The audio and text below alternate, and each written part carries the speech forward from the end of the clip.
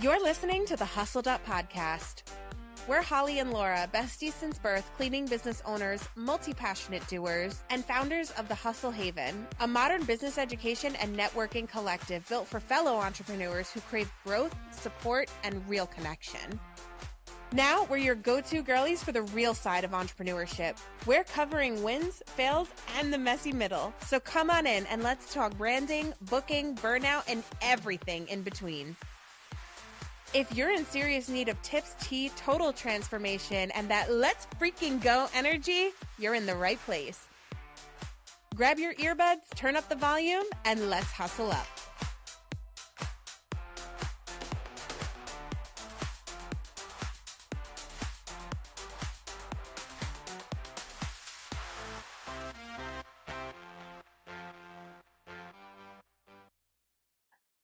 Hello, friends, family, followers, fellow hustlers, listeners. Welcome back to another episode of the Hustled Up Podcast. We are your hosts. My name is Holly. And my name is Laura. And today we come to you with no notes.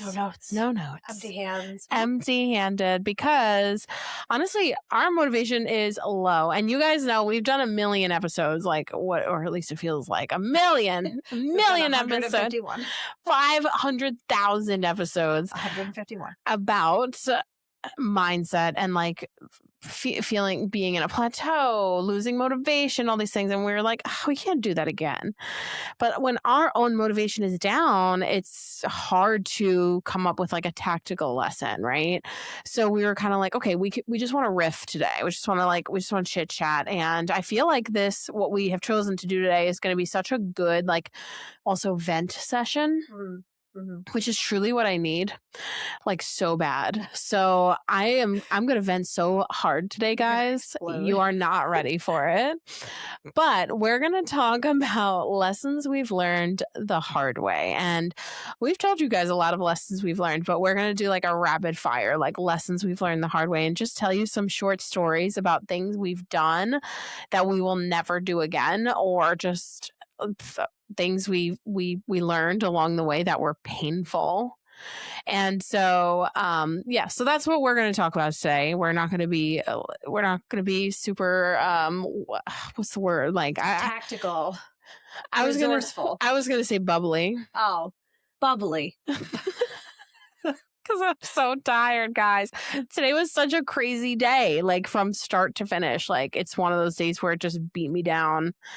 I'm so beat down. So anyway, we're gonna get right into this. If you want the tea on some of the mistakes we've made and the shit we've done, keep on listening. Hey, business owners, are you looking for a better way to communicate with your employees? Whether you've just grown tired of your boring, unresponsive email threads, or you're sick of paying tons of money for something like Slack or Connect Team, Discord is your answer, and I'm going to teach you all about it. In the Hustle Haven's brand new course, Discord 101, I am going to walk you through step by step on how to create a Discord server for your business. This detailed course features over 90 minutes of video content, as well as a bunch of PDF downloads to get your server ready to absolutely slay your employee communications. Get ready to level up your company culture with this free platform. Don't wait any longer. Discord 101 is the course for you. All right, we're back, and we're talking about lessons we've learned the hard way. And this is going to kind of be like a hard launch, low-key, because we have spoken about it briefly. I've spoken about it on my personal social media, but we never had made a full announcement on what has been going on behind the scenes. So we're going to open up to you guys a little bit today. So back on May 1st, we had a former employee quit with no notice at the start of her shift. It was literally 9 a.m. or 8:58. She dropped off her supplies at my apartment, sent a photo of them, and said, "I quit." Nothing else, just the words, "I quit." I quit after 2.5 years. And we were like, wow, this is crazy. But the funny thing is that we actually saw it coming from a mile away. And the reason being, her clients, some of her highest paying, and I say her clients, I'm sorry, they were our clients, not hers, but the clients she was servicing started to cancel service. So we had 2 of them cancel service, and we knew. I mean, it was just, we're not dumb. Obvious. We're not big dumb. It was so obvious that she was taking clients. And that is what happened. We confirmed it. Laura, at the recommendation of our lawyer, drove over to the client's house. Like, with a hat, sunglasses. I was like, she took a Magnum different PI. car. I took a different car. She took a different car. I was stealthy. I posted up in the perfect spot. It was hilarious, actually. And we for got an hour. so we got video evidence of her servicing at least one of the clients, our highest paying client. And has been our highest paying client to date, I think. Yeah. So actually no, we Weekly had client. we had one weekly client that paid more that we had to drop, which I think we did an episode about that. Yeah. But anyway, so regardless, we confirmed it. We already knew, but we had the confirmation at that point. And the unfortunate thing is that the both the client and the employee did not sign the proper paperwork. Now, the reason being is that we used to do our quotes like through email, and then we would require them to print it out, sign the terms, then give us the acknowledgement that they received it in the agreement. And a lot of times we didn't get the signed paperwork because we didn't do things electronically. Like, we didn't do them where they could just sign electronically or do auto, signatures or anything like that. So we never got signature from the client about our unfair solicitation. And then the employee herself signed an outdated non-compete. And a lot of places, and we spoke about this, I think recently, actually, on one of our episodes, non-competes don't really hold water in court because, like, we can't really tell people you can't go clean in our area on your own. You can't go clean houses. It's not really lawful. And so, and honestly, I wouldn't have cared anyway. Yeah, I was gonna say I wouldn't even if you could, I wouldn't make them sign them because I don't care what you do in your own time. Just Just literally don't take my clients. Yeah, Like, exactly. that's all I Like, care if you want to quit and start your own cleaning company, like, that's totally fine. Good luck. luck. Jinx. Good luck, especially if they had the day we fucking had today. People would be real quick to quit. But regardless, not having that paperwork in place has made everything very difficult. So take it from me.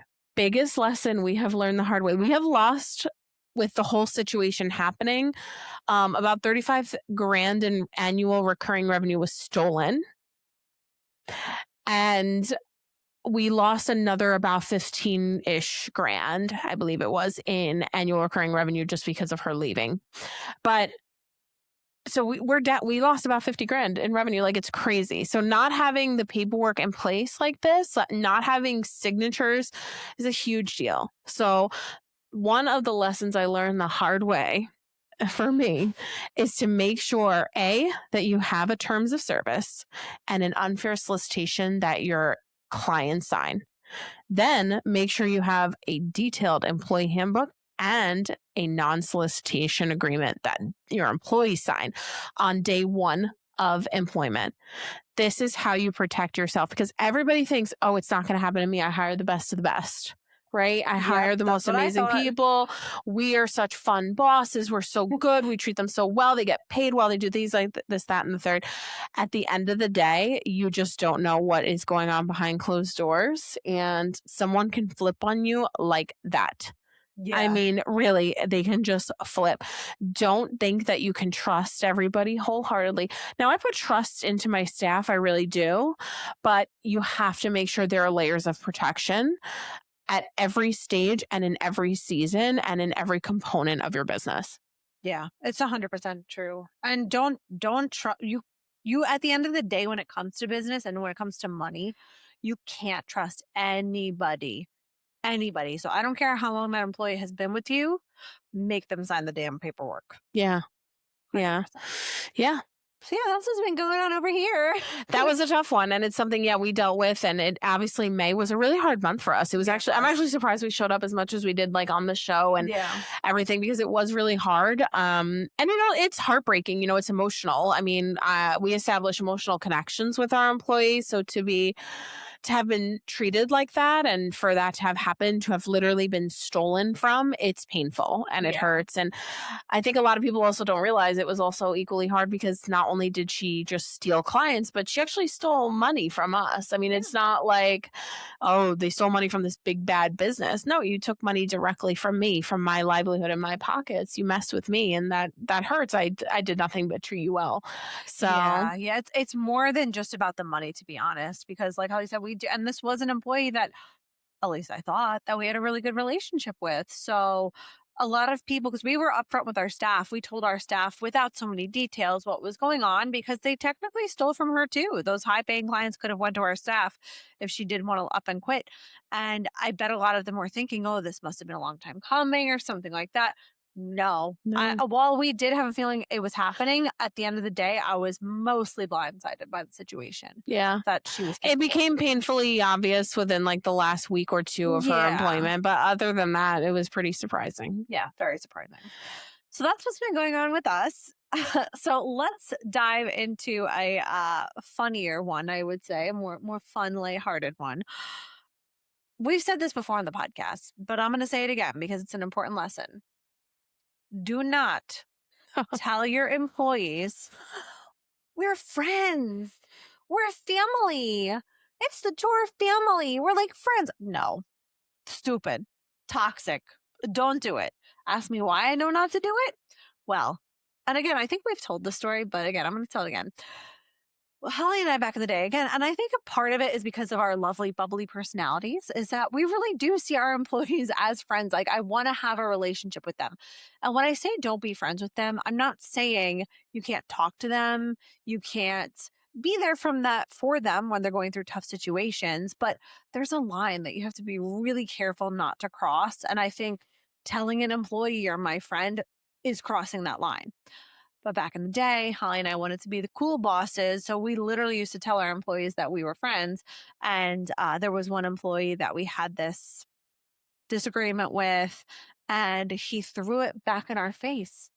But you said we were friends. Friends don't do that. I thought we were friends, and I couldn't even be mad at him because he's right. I said we were friends. Your employees are not your friends. No. You can be friendly with them, but they are not your friends. Yeah. They are not your friends. You know, and again, it's okay to do company outings. It's okay to spend time with them all, but there's a line that you just got to be really, really careful not to cross. And back in the day, we've gotten really good at this. Back in the day, we had jumped over that line and sprinted to China. Like, honestly, like, we crossed that line so hard. And it's because, again, like, I really like my employees. I enjoy spending time with them. I wanted to be friends with them, but you can't. It's really hard to like define and then set and then uphold those boundaries. And I do feel like we still struggle to a degree. We've gotten a lot better at it. And it does help now that we're mop free. We're not cleaning alongside people anymore. Yeah. And I do think that helps because it does establish an authoritative figure. Whereas somebody who's cleaning alongside an employee, I think wires are more likely to get crossed. But there are ways to do it. And again, you just need to, like I said, define, set, and uphold those boundaries. Yeah. I have another one. This is something we're still learning to this day. When you're going to hire people for the office, you need to make sure that you have proper procedures and protocols in place. You need to have playbooks. You need to have micro plays. You need to have systems, because if you bring a bunch of people into your office, or even one person into your office, but nothing is documented, all you've done is, instead of delegating, you brought somebody in who's going to ask you a million freaking questions. Yeah, this kind of goes back to our last week's episode about working on your business versus in it, because I feel like you can't have anybody work in your business, right? You can't have anybody do it if it's all in your brain. Yeah. You have to get it onto paper first, and you have to have task management processes, or like, you know, task management things in place so that you can ensure that everybody is doing what they need to do and when they need to do it. Yeah, exactly. Because if everything has to run through you, again, you didn't delegate. You just created more work for yourself, because now instead of doing it yourself, you have to answer the questions and help people through things. So you really just need to have things figured out. And I'm not saying that you need to have everything perfect before you can hire your first person, but you need to have some things in place. I do think that was one big mistake we did. We brought people into the office before we even fully knew what they were going to be doing, what their role was, and how to properly train them, because it's hard. It's a lot of work. Yeah, I think that lesson was one that we learned against the better judgment of, like, against, I don't know how to word this. It's a lesson we learned that actually we were told to do it by coaches and mentors. Just figure it out. bring them on and figure it out. And it's been 8 months and we still haven't fully figured it out. Yeah. And so having the opportunity to take the time to really figure out what you want, what your systems look like, what your SOPs are, what your processes are, and getting everything written down on paper and organized, whether it's like in a Google Drive or the Leia software, which is what we're starting to use, or anything, whatever it is, whatever that looks like to you. I would recommend at least getting some of that done because we're not ready. And now I feel like we're paying the price to a degree because things are getting done in ways that shouldn't be done because we're still and because we can't strongly delegate because of the systems not being solidified the way we need them to, we're still working, as we mentioned in last week's episode, in the business instead of on the business. So it's a hot mess. Yeah, it is. It's so funny. Some of these issues, it's like so rudimentary and like back when we first started. And then some of it is like, no, literally like right now we are paying the price for some of these mistakes. Yeah. Like, and you're always going to have mistakes.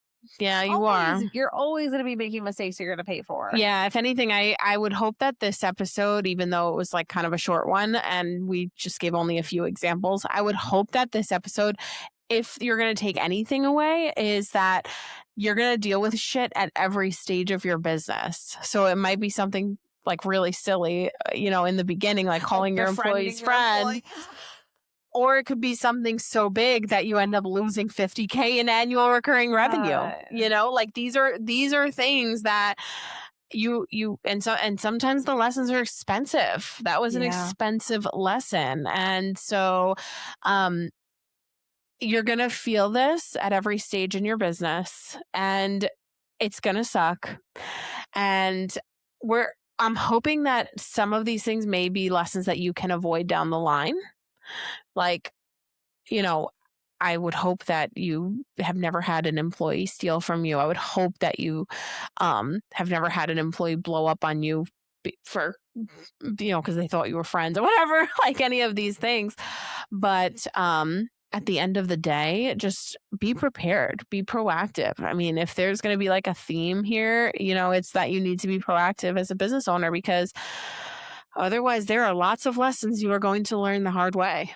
Yeah. And definitely invest in some kind of education, whether it be a paid mentorship program, free education. I mean, just the fact that you're listening to this podcast, you're already a step in the right direction because you are taking the time to educate yourself and learn these lessons. Lean on peers, lean on people in the same field as you. And that's really the best way because when Holly and I first started, we had no one. We had no one to lean on, no one to ask questions to. And if we did, we could have avoided a lot of these mistakes. For sure. So, yeah. So that's it, friends. That's all we have for you today. I'm exhausted. Laura is exhausted. She nearly fell asleep on the recliner earlier. Sure did. We are so tired. I mean, we're still in the thick of some of these lessons. And so we could not come at you with the excitement that we normally have. And that's normal. It's unfortunately the circle of life. Well, it's the circle of entrepreneurship. So I hope that this was still helpful or at the very least entertaining. I mean, you got a little bit of tea about some of the stuff that we've dealt with and are continuing to deal with. And we'll be back with more tactical or maybe something deeply moving or something like that next week. And until then, if there's anything if there are any lessons you would like to share that you've learned the hard way that maybe you'd like us to share with our audience, we would love to hear from you. You can slide into our DMs. You can send us an email. It'll all be in the description below. Make sure you connect with us. And that's pretty much it. I don't have anything else. No, we'll see you next time.